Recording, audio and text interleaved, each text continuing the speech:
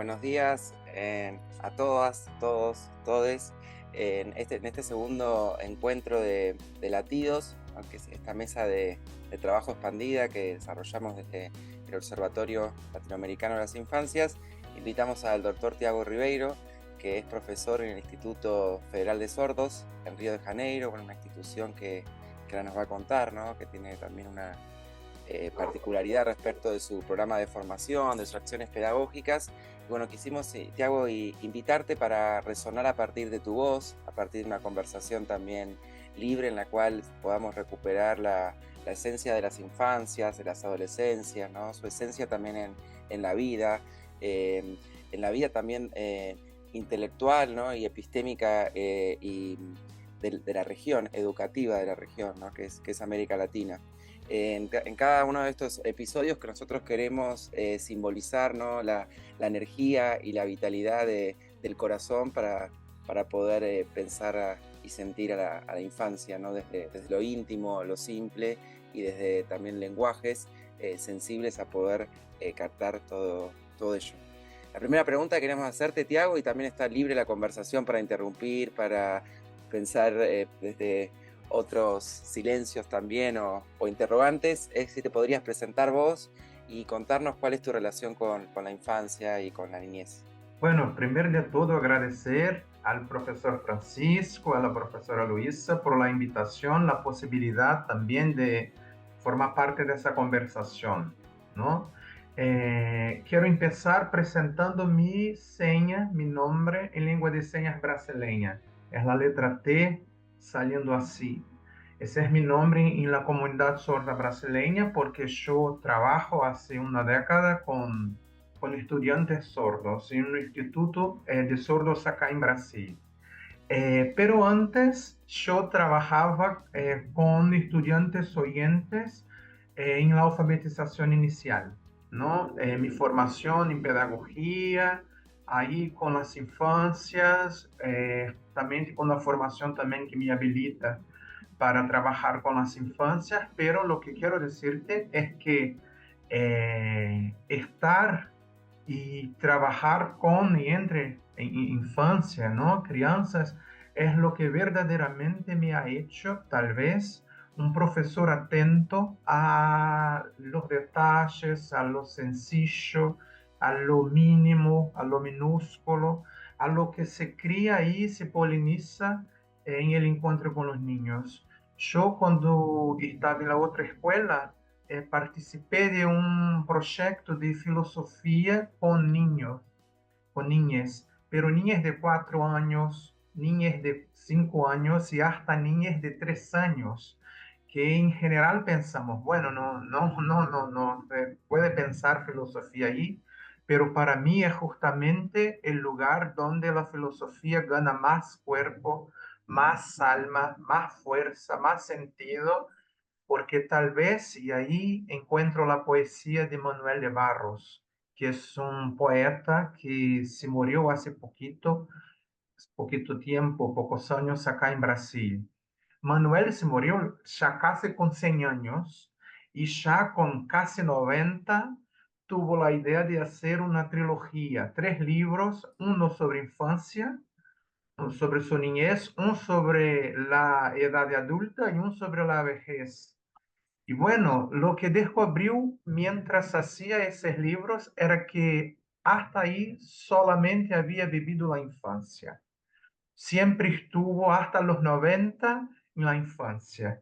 Y trae en su poesía la infancia como una fuerza que nos posibilita mirar al mundo y a nosotros mismos de otras maneras, con invención, con incluso en portugués, yo diría, ay, me olvidé la palabra incluso en portugués. A veces pasa eso, solamente ven la seña. Pero bueno, en castellano, algo como una desobediencia, ¿no? Pero no una desobediencia como molestarse o ir en contra las normas y todo. No se trata de eso, sino la infancia como la fuerza que cría otros posibles. Es una desobediencia en el sentido que no va con el flujo natural de las cosas, porque está siempre buscando ahí los espacios para respirar, para caminar, para jugar. Así que me encanta. Y sobre mi relación con la infancia, Fran, no es solamente con los sobrinos, no es solamente con los niños en las plazas, pero también con esa fuerza que traemos todos los cuerpos, cuerpas y cuerpos vivos y con Axé. Camila Machado, que es una amiga nuestra, Luisa, acá de Brasil, que Fran también conoce, que trabaja con niñas de educación infantil y una perspectiva de una educación infantil antirracista, trabaja con la idea de que la infancia es el axé. Axé, para las culturas africanas, la cultura iorubá, es la fuerza vital. Sin axé, un cuerpo está muerto. Y en lengua de señas brasileña, axé se habla así. Es la A saliendo acá del lugar del corazón, pero también el centro del cuerpo es el La que agarra y después comparte. Es así, el La saliendo, abriendo, como compartiendo, como si fuera un mar que se va también llevando las cosas, el río, el flujo. Y bueno, ya estoy hablando un montón, pero es para decir que así es mi relación con la infancia, Fran, tal vez por ahí, por la línea de la She, no sé si el contexto, pero bueno, es eso que pienso y siento. Claro, claro que sí. Gracias, Tiago, por también recuperar también ese sentido desbordante, ¿no? De la infancia, que también es el sentido que inspira este encuentro también de latidos. Como especialista, Tiago, ¿no? Y pedagogo especializado en la educación de sordos, yo te quería preguntar también, ¿no? Pensando en cómo las personas con discapacidad, ¿no? Han sido por ahí em, totalizadas, ¿no? A ciertas identidades, ¿no? O a ciertas formas también de comprenderse y autocomprenderse. Quería preguntarte qué avances, ¿no? Que considerás que se pueden, que se piensan hoy o que se desarrollan hoy desde la educación y sobre todo de la investigación en educación respecto también de la protección de la infancia, ¿no? En este contexto particular donde vos te desarrollás. A mí me encanta esa pregunta, porque esa pregunta me lleva a un lugar que es también al territorio de la indagación sobre a quién se dirige la educación, ¿no? Por mucho tiempo ha sido dirigida a cuerpos vistos, ¿no? Comprendidos como normales, cuerpos que atenden a un modelo. Así que cuando hablábamos de infancia en la educación, era una determinada infancia conformada también por determinados cuerpos y más allá de eso, también los propios dispositivos pedagógicos ahí, también para normalización, normatización, docilización de estos cuerpos. Tal vez el dispositivo más simbólico de esa tradición sea la silla, ¿no? Porque la silla, que en algún momento fue símbolo de poder, porque los reinados, todos ahí los imperios, diferenciaba por la silla, es el, no sé, acá en portugués, o trono, ¿no? Una diferenciación social. Después la silla como un lugar de descanso también. Pero en la escuela, la silla en la escuela tradicional es el lugar de la norma. Hay que normalizar el cuerpo, hay que ponerse en una posición. Hay todo un aparato en ese sentido. Y para mí, cuando se empieza, no por bondad de nadie, sino que por mucha lucha, mucho movimiento social, cuando los cuerpos considerados monstruosos, ¿no? Los cuerpos desbordantes, los cuerpos discapacitados, los cuerpos queer, los cuerpos sordos, empiezan a tener su derecho a estar en el ambiente escolar garantizado.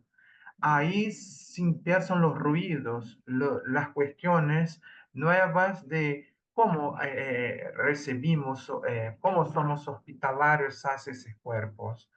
Y bueno, para mí hoy lo bueno es que las políticas, con todos sus problemas, fomentan el debate, de la escuela como ese espacio de exclusión, pero también como territorio de lucha, como territorio de resistencia, y que estén ahí estos cuerpos presentes, ¿no? Los cuerpos no anormales, sino anormalizados, ¿no? Yo aprendí con Carlos Esclias que no hay anormales, sino anormalizadores. Eso me encanta, porque cuando esos cuerpos anormalizados históricamente entran a la escuela, están ahí los niños sordos, los niños ciegos, los niños sordos, los niños autistas. Bueno, es una multiplicidad tan grande, tan rica, que nos pide también habitar la educación como un espacio de escucha, el maestro como un escuchador en el sentido de darse tiempo y abertura para estar en relación con estos sujetos, estos niños, y salir un poco del lugar que tenemos todas las respuestas sobre la infancia, sobre la educación del otro, y bueno, poder ahí aprender también de ese otro. Y voy a cerrar con una historia, me encantan contar historias, de mi primer año como profesor, como maestro en una escuela justamente con niños de 5 y 6 años. Y bueno, yo siempre trabajé con la poesía. La poesía es así mi hilo vital. Y ahí trabajaba con ruedas, ¿no? De lectura, de poesía, de historia literaria y todo. Y justo un niño no lograba sentarse en la rueda, estaba siempre ahí por la aula, siempre, bueno, siempre haciendo cosas, siempre en la perspectiva de la escuela, fuera de la propuesta, fuera de lo esperado, fuera de la norma, podría yo decir, ¿no? Y bueno, una amiga va a hacer su investigación de su maestría, una investigación narrativa que consiste en conversar con los niños sobre cómo es estudiar y aprender a leer y escribir, qué sé yo, con literatura y poesía.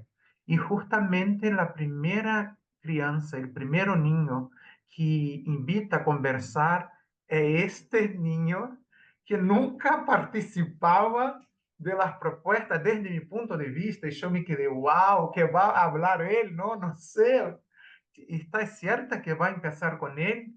Y ella, sí, claro, por él fue el primero que se voluntarió y bueno, y para mi sorpresa, cuando vuelve su narrativa, que ella graba todo, hace su capítulo y me devuelve para que yo conozca, yo me quedo así, ella pregunta a ese niño, Rafael Ribeiro, imagínate, parecía mi hermano, Tiago Ribeiro, cuando pregunta para él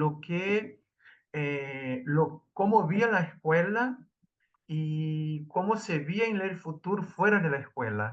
Fue así una pregunta muy linda. Y él contesta que no se veía fuera de la escuela, que en el futuro se veía maestro porque quisiera contar historias a sus alumnos como le contaba el profesor. Eso para mí ha sido tan lindo y me enseñó mucho que los niños tienen distintas y múltiples formas de participar, estar presente, de, bueno, formar y crear sentido sobre lo vivido. Yo en aquel momento, maestro, en el primer año, con la idea de que estamos ahí para formar los niños, yo me desesperaba y pensaba que su forma no era una forma válida. Y por eso hablo del maestro como un escuchador en ese sentido, también de escuchar con el cuerpo, de escuchar con los ojos, porque ahí voy a me acercando, Fran, de la otra parte de tu pregunta, de esos niños sordos, de los niños dichos discapacitados. Yo aprendo mucho con los niños sordos sobre que la escucha es una posición más que una acción del cuerpo. Tal vez que oír sí, pero escuchar no. Escuchar es una disposición y se escucha incluso visualmente. Y tiene que ver con eso, con lo que no está dicho con las palabras. Un maestro, en el sentido de la infancia como axé, ese maestro también que asume ese lugar de la escucha, que tal vez sea la infancia de la educación, sea la escucha, no sé, para pensar así también, con la infancia como esta fuerza que habilita otros modos. Así que esos cuerpos dichos discapacitados estén presentes en las políticas, en la escuela, aunque de forma rudimentar, aunque de forma no ideal, sino que real es lo que tenemos, ellos polinizan un debate más que un debate, una posición que es también una posición de aprender con ellos, porque son la autoridad radical sobre la cual no sabemos, sobre la cual no tenemos control, aunque a veces tengamos la ingenuidad que sí, pero el encuentro enseña, ¿no? El encuentro maestro. Así que yo veo como muy positivo essa presença e mais allá de la presencia, la resonancia que las presencias provocan en nuestro cuerpo, esas aberturas. Y bueno, es asumir también el encuentro con la infancia como un encuentro de transformación docente, no tanto lo que nosotros docentes tenemos que ofrecer a la niñez, sino lo que la niñez y el encuentro con los niños tiene que ofrecer para nosotros. Bueno, no sé, por ahí yo pienso, no sé si contesté tampoco. Claro que sí, gracias Tiago por el ritmo también de tus respuestas, de tu conversación, también por la danza y el baile que nos ofrecen para pensar, ¿no? La infancia. Y yo creo que en estas diferentes formas de participación, ¿no? Que vos también reconocías en tu práctica, en tu relación como docente, en tu relación con las niñeces, quería preguntarte, ¿no? También reconociendo tus aportes que realizás como investigador y sabiendo que coordinás investigaciones no solamente en Brasil, sino en otros países, en Argentina, en Colombia, en Chile. eh, ¿Cómo crees que podemos nosotros garantizar la participación de los niños, de niñas y adolescentes en este observatorio, ¿no? ¿Cómo podríamos pensar investigaciones que los involucren y que participen desde ese lugar, ¿no? Que vos reconocías también recién que es una posición, ¿no? Muchas veces si no se trata de acciones, ¿no? O de señalamientos, sino de construir posiciones. Entonces, bueno, la pregunta también, jugando en este ritmo, Tiago, te vuelvo a agradecer y por eso te hacía ese comentario, sería que, bueno, ¿cómo nos podrías orientar a nosotros? ¿Cómo crees también con una suerte de algo de deseo, no necesariamente hablando de lo real y lo concreto, sino con cómo te imaginás que podríamos hacer participar a niñes en nuestras investigaciones? Qué lindo, Fran. Bueno, yo la verdad es que quien yo pienso que mejor contesta a esa pregunta es una indígena, una mujer indígena quilombola del nordeste de Brasil, ahí en la región de Paraíba, que es la región de las tierras coloridas de Brasil. En una rueda de conversación, esa indígena que era acá llamamos cacica, la jefa, la responsable por su aldea, ¿no? La preguntaron cómo era la educación en la aldea indígena, en esta comunidad, ¿no? Y ella contestó, mira, primero miramos lo que viven los otros, después escuchamos, entonces hacemos juntos. Y esos tres principios me parece que son principios para la educación y también para la investigación con niñas, mirar, prestar atención en la relación, en lo vivo, en lo que pasa ahí, incluso en nuestras prácticas pedagógicas, en los cotidianos de la escuela, ¿no? Después, escuchar que tiene a decir los niños en estas relaciones, por ejemplo, lo que hablan ahí, y después hacer juntos.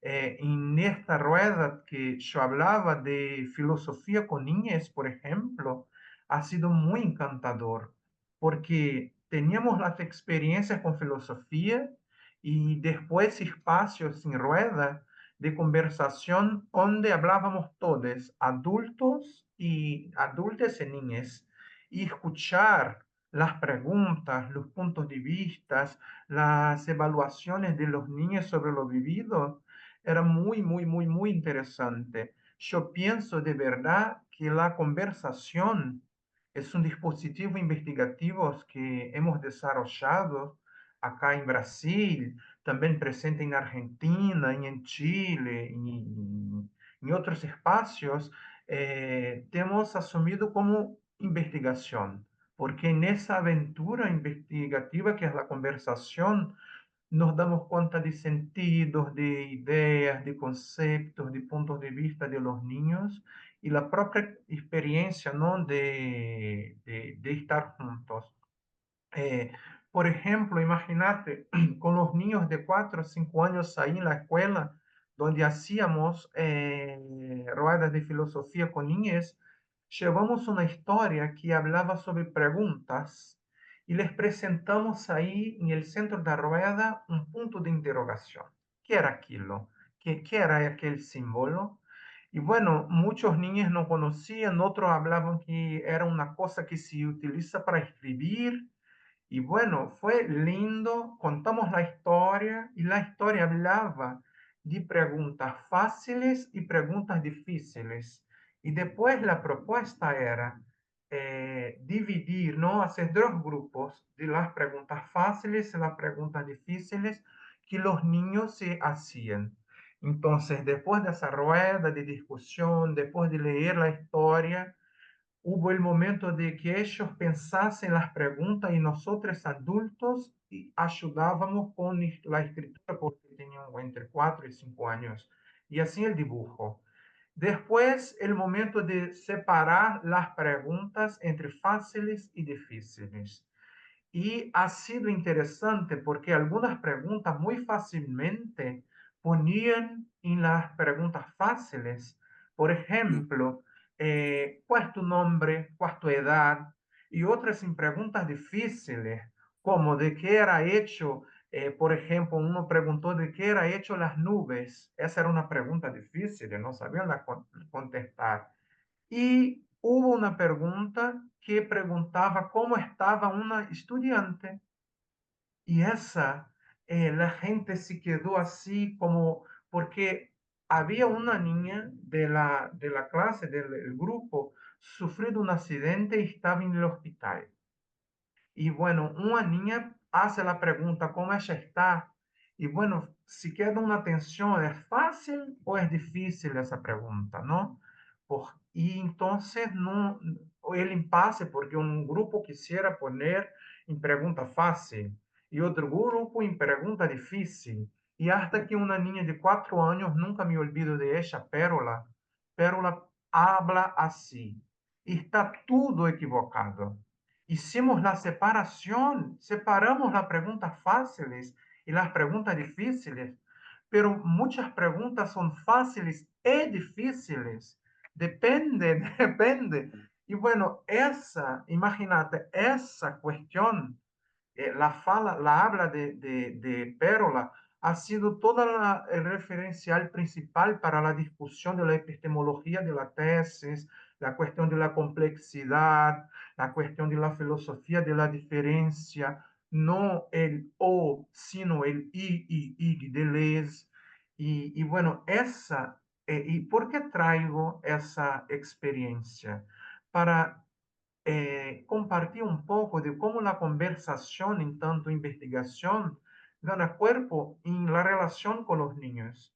Si estamos ahí, en esta posición que yo hablaba, que es la escucha, viviendo la investigación en tanto conversación, en tanto relación, las palabras de los niños, sus puntos de vista, no son algo que no tiene importancia, sino que son el nutriente de la investigación. Así que para mí, Fran, si puedo hacer alguna invitación o algún consejo, es que no se hace investigación con niños sin escucharles, sin estar con ellos. Así que no hay esa posición del investigador que está aislado, que es objetivo. No, es implicado sí, porque para investigar y pensar con las infancias, hay que ser también infancia. en alguna manera. Y tal vez esa fuerza vital que nosotros hablábamos sea esa invitación. Otra vez, no sé si contexto, pero bueno, no, también no tengo la preocupación de contestar, sino que invitar a dar giros con las ideas. Y Por gracias. supuesto, a vos gracias. Y también respondés desde el cariño, ¿no? Desde el amor, desde esta relación que creo que estás haciendo no explícita, ¿no? Mientras te escuchaba, Tiago, pensaba, bueno, Tiago escribió un libro y tiene toda una línea de desarrollo respecto de la conversación como metodología de pesquisa. Aunque no parezca, él habla portugués, habla, tu español está perfecto, eh, bastante latino, aparte. Y bueno, justamente, ¿no? Creo que esta idea, ¿no? O este consejo que vos nos traés tiene mucho sentido, ¿no? Y que está fuera, más allá del sentido común, que es decir, tener una relación, es un olvido bastante recurrente, ¿no? En la investigación. Y aludía a tu libro, porque también canónicamente uno ha pensado que no sé, la investigación como una entrevista, como ir a entrevistar a alguien, grabar y quedarse con esto, ¿no? Como lo que ahora que estamos también compartiendo, ¿no? Esta forma, pero justamente creo que esta propuesta que vos haces nos invita a habitar una relación, como también es este dispositivo latido, ¿no? Porque también la invitación, Tiago, no es solamente a entrevistarte o tener determinada información, sino para poder construir una relación y poder construir, ¿no? Un observatorio a partir de diferentes personas que están justamente escuchando, ¿no? Conversando, como decimos nosotros también, y constelando con la niñez, con la niñez, ¿no? Y me quedo pensando, no sé, no tengo una pregunta, pero tengo algunas más, pero quería hacer un comentario ahora respecto de esta imagen que nos regalaste al principio de Manuel Barros con su libro de la infancia y esto de que siempre no vivió la infancia, ¿no? Y quería hacerte alguna pregunta a vos en ese sentido, ¿no? ¿Cómo recuperás vos tu infancia, ¿no? O esa propia relación con tu infancia en tu trabajo, en la investigación, sabiendo que además de lo que nos comentás, has desarrollado también diferentes perspectivas para pensar lo autobiográfico, ¿no? Sobre todo con diferentes lenguajes, ¿no? Que nos permitan esto, la escucha, la relación. Así que me gustaría hacerte algún comentario, a ver si podías contarnos algo de eso, cómo te habitas a vos como niño, ¿no? Más allá Primero, agradecer la pregunta, Fran. Y quiero hacer aquí un paréntesis de un comentario. En la lengua de señas es una lengua muy visual. Las expresiones, por ejemplo, en el contexto de clase, no necesitamos a veces hablar con las manos, simplemente la expresión ya comunica mucho con los estudiantes. Por ejemplo, cuando van por ahí un argumento que está en un buen camino, solamente con la expresión ya decimos, ya hablamos. Y estoy expresando eso porque mientras escucho a ti, Fran, y veo las expresiones de Luisa, a mí me llegan como las preguntas salgan de los dos. Es impresionante porque eso es muy expresiva. Así que en la lengua de señas no ibas a tener ningún problema. Muy buena, gracias. Y yo siento así como, ah, sí. Y esa pregunta me encanta, Fran, porque es para mí como me pone también ahí. Yo verdaderamente pienso que me pone en un lugar de percepción y comprensión de que seguimos con la infancia. No solamente en el sentido del trauma psicanalítico, que también es, que Mm, sigue, sigue la experiencia de la niñez por ahí, pero no quiero hablar solamente de ese seguir, de esa continuidad, pero también esa posibilidad de mirar hacia el mundo y preguntar al mundo al revés. Acá en Brasil hablaríamos de ponta cabeza, ¿no? Así con los pies hacia los cielos y la cabeza hacia la tierra. Para mí también es habilitar un poquito por ahí, porque imagínate,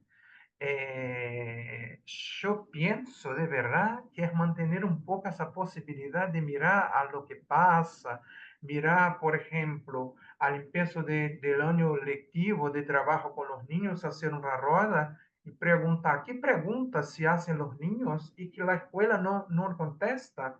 y manejarse por ahí. Yo me encanta escuchar y conocer la palabra que dar nombre a ese ciclo de conversaciones que es latidos, porque en español, en castellano, latido es ese ruido del corazón, ¿no? Ese batimento, llamaríamos en portugués, o batimento. El latido en portugués es el sonido, el ruido que hace el perro cuando late. Au, wow, wow, Ok. wow. Ah, Pero lo que me encanta en eso es que tanto el latido del corazón cuanto el latido del perro son, ¿cómo puedo decir?, señas del cuerpo, del vivo, en algún sentido. Yo voy mucho a la cascada que acá cerquita de casa tengo, cerca algunas cascadas que Francia fue ahí conmigo. Y la gente tiene la costumbre de llevar perros a la cascada. Y es muy, muy interesante porque como yo voy siempre, ya sé, por ejemplo, reconocer lo que los latidos de los perros quieren decir. Y no solamente el latido del perro, sino que todo su cuerpo contesta, la cola, las orejas, todo. La gente que no conoce, cuando vas llegando a la cascada que el perro late, a veces y muchas veces para brincar, para jugar, para dar simplemente las bienvenidas, pero la gente se va con miedo. ¿Y por qué estoy hablando de eso? Porque tiene que ver con una relación con la infancia. En la infancia, la curiosidad es lo que nos mueve, el deseo es lo que nos mueve, mucho más que el miedo. Por eso ponemos el dedo ahí acá llamamos tomada, me olvidé la palabra en castellano, tal vez lo enchufe, mismo. enchufe, enchufe. Enchufe. Ponemos el niño pone ahí el dedo y el enchufe, porque lo que nos mueve el deseo, la curiosidad. ¿Y por qué hablo eso? Porque yo pienso que también orientarse por la infancia que sigue en nosotros es, en alguna manera, nutrir esa mirada de curiosidad y del deseo de aprender con la infancia, de acercarse, no en su lugar, porque nunca, nunca eso de ocupar, ponerse en el lugar del otro no existe. Es el máximo del narcisismo eh, de nuestra sociedad. Pero sí acercarse de ahí para escuchar desde posición de ellos lo que tiene a decirnos, a narrarnos con sus vidas, con sus experiencias.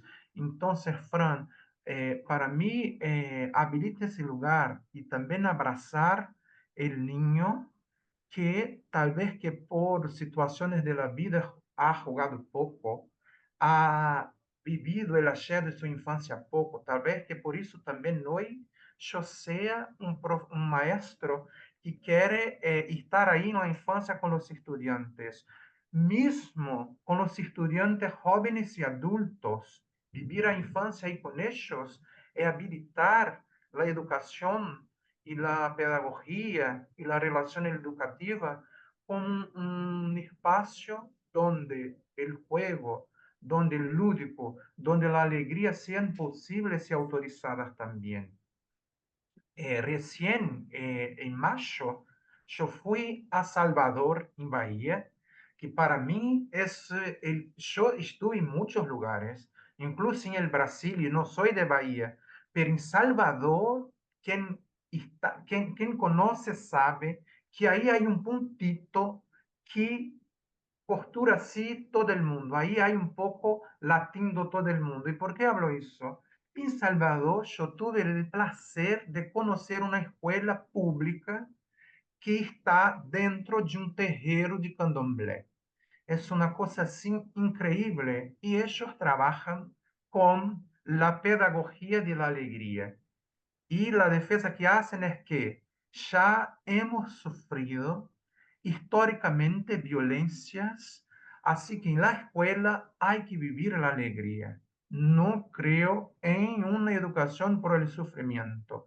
Y yo pienso, Fran, que habilitar y vivir y encontrar la infancia en nosotros es también abrazar esa idea, porque la infancia es el lugar de alegría, no es el lugar de sufrimiento. Yo no sé, pero por ahí me voy, por ahí me manejo. Hermoso, hermoso. Y de esta de conversación, Tiago, que nos ofreces también de no reducir al mundo a lo que es, sino, digamos, poder imaginar otras relaciones, ¿no?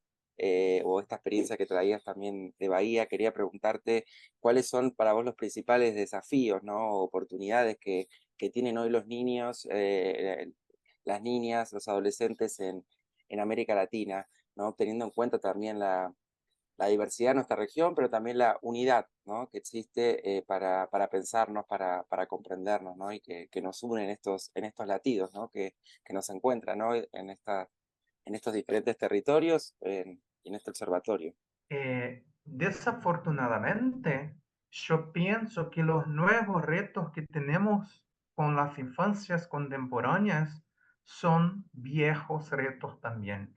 Yo qué quiero decir es que han cambiado los aparatos, los dispositivos, pero el deseo de negación, de invisibilización, de silenciamiento de nuestras ancestralidades, de nuestras historias, de nuestras memorias, de nuestros cuerpos, siguen, en portugués yo podría decir, a todo vapor, a full, siguen a full, a todo vapor.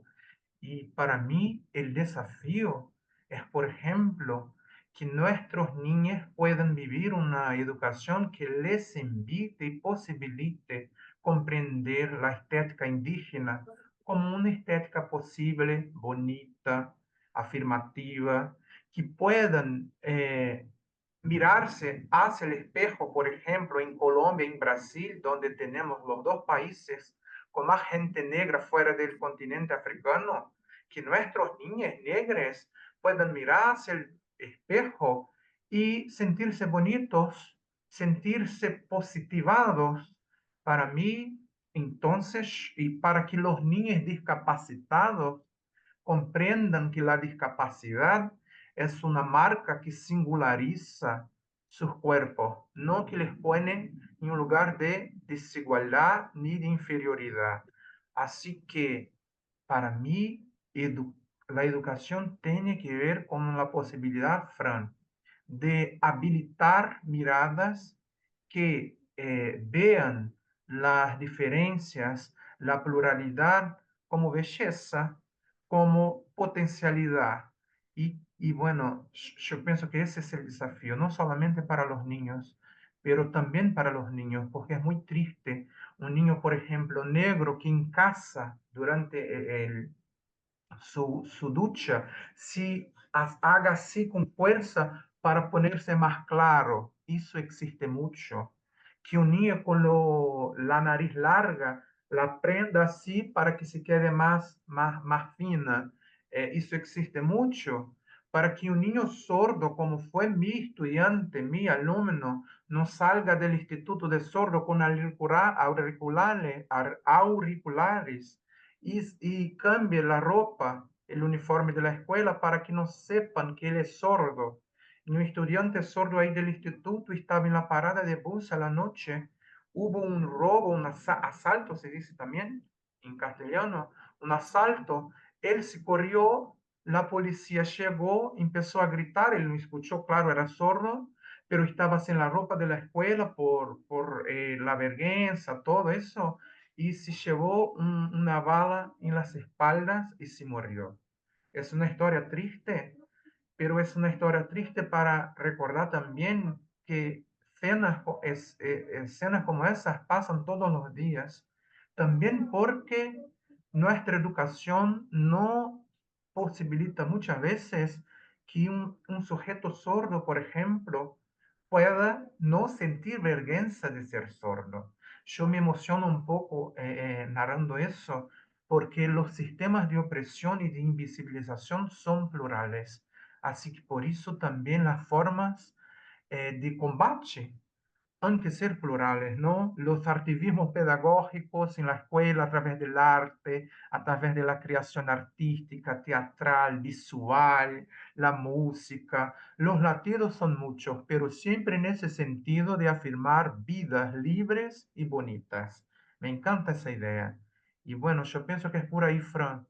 los principales retos que yo veo y siento. Muchas gracias, nos has también emocionado y bueno, la última pregunta que quería hacerte, Tiago, no sé, la intervención, es ¿qué nos decías a nosotros en este observatorio? En realidad quería, primero te iba a preguntar sobre los deseos para respecto de la niñez, de la infancia, pero bueno, no nos respondiste recién y bueno, hago un poco de trampa para iniciar también esta conversación, esta participación, ¿no? Y este latido que vos nos ofreces el día de hoy para preguntarte qué nos decías en este movimiento. Bueno, en este movimiento yo pienso que la invitación es que esa experiencia nos permita pensar la idea de transbordar la educación. Una educación que transborda ahí, que transbordar en portugués es la idea de desbordar, ¿no? Sí. Desbordar. No solamente un vaso que desborda, un líquido que desborda, pero también los cuerpos que desbordan, las propuestas que desbordan, las asignaturas que desbordan, que se retroalimentan, que dialogan, que respiran, que se inspiran. Con eso quiero decir que yo, Fran, creo mucho que una educación así, una escuela así, trae como desafío justamente eso de denegrir en el sentido de tornar más negro, que quero dizer show, com a estética também negra, histórias, literatura afro, histórias que contam de África, não como um lugar que ha sido escravizado, pero também de impérios riquíssimos, de lugares de criação assim increíbles. Bueno, traer estéticas sordas, tenemos muchos a ensordecer, ¿no? Un poco la educación, sacar un poco la educación del oído, que está ahí muy agarrado ahí al oído. Traer el arte sorda para la escuela, ¿dónde está? Por ejemplo, si les pregunto a los dos incluso si conocen Frida Kahlo y Mona Lisa, yo estoy cierto que la respuesta es sí, pero si les pregunto si conocen la Mona Lisa y la Frida Kahlo sordas, el arte también, el cuadro, ya pienso que tal vez sea no, ¿no? ¿Y por qué es eso? Pero están también presentes, están ahí. ¿Y dónde está el arte sordo en la escuela? A veces hay estudiantes sordos incluidos, pero no hay arte sorda, no hay manifestación, creación sorda. Poca gente, por ejemplo, sabe que el sistema que hasta hoy se utiliza para medir el calor de las estrellas ha sido creado por una cientista sorda. Así que están ahí hace mucho, no es hoy, no es de ayer, pero desde siempre. Entonces, Fran, yo que pienso es que veo esa propuesta, esa idea, ese proyecto, también ese movimiento de ustedes como un movimiento muy potente y que me anima mucho porque yo veo esa preocupación de que la educación sea un espacio de pluralización de la mirada, o sea, posibilitar darse cuenta de que no hay una estética, no hay una norma, es una educación que desanormaliza, en vez de anormalizar, desanormalizar. Yo pienso que ese es el gran desafío y yo lo que pienso es que es por ahí. Y lo que me encanta darme cuenta también es que uno puede pensar, ¿y los contenidos? ¿No va a aprender a leer, a escribir, a contar, a hacer cuenta? Sí, pero eso no es el nutriente de la escuela, de la educación. Eso son los dispositivos, por así decir. Eso son algunas dimensiones que forman parte. Pero yo no escribo para poner en el cuaderno y después está ahí la actividad.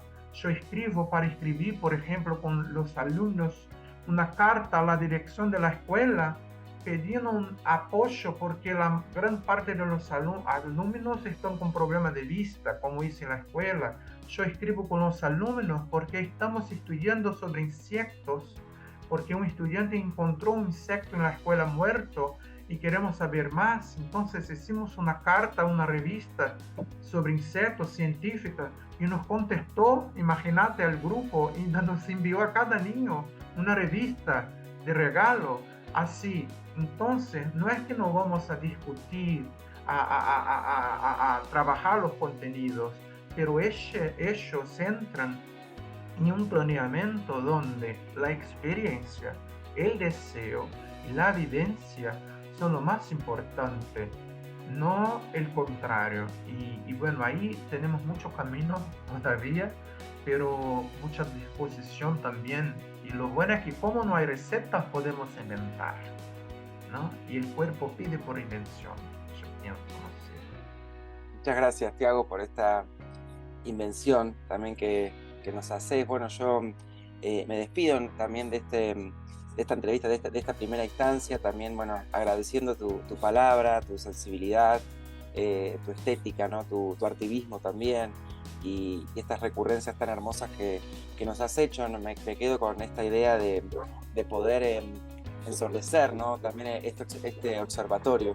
Y bueno, espero que a partir de eso nosotros con este deseo que vos nos hacés compartir, con esta experiencia, con esta vivencia, que podamos también articular desde el laboratorio, ¿no? Un proyecto de investigación con niños que nos permitan pensar, no pensarnos como vos decías, como un contexto especial, anormal, particular, sino pensar con este potencial de transbordamiento que tiene, ¿no?